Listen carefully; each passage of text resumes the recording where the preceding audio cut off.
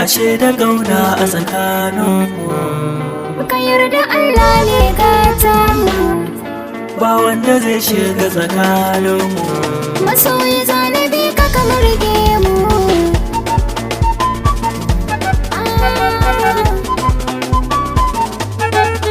Masoya ta ke nake so, in ba bike ba za na yi aure ba.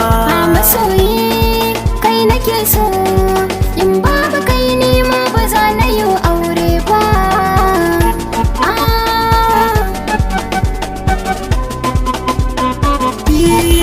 So da daɗi ya wuce zuma daɗi, ke nake so gidan ku za na kawo su daki. Sai ki buɗe mana zuciya na samu masauki, daga ke na rafa so ba watanni da sai ke. Babu wacce nake so da ta kai minki, garkuwa za na kira ki ga hannu na kirge, ga hannu na kirge.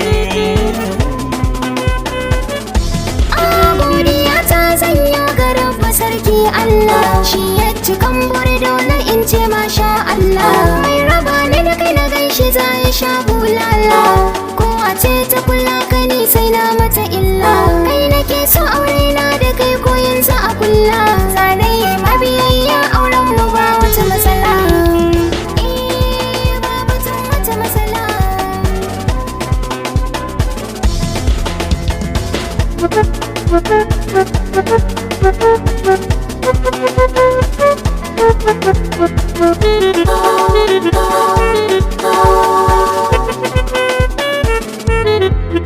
Kyakkyawa ce ke samun ke na dacewa, ba kalar kyamata dukan sikin haskawa.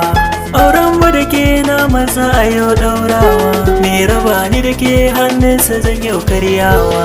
Ba na ƙaunar wani ya ga kike cetawa, in ka samu masoyin gaskiya kai morewa.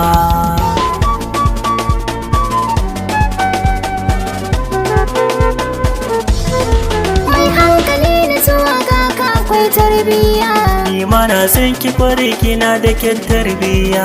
Za mu zauna ne da kai tun da akwai soyayya. Sai ki bani guri san ki ya shige mini guriya. Ba ni so me rabuwa da za ta sa na yi jinya.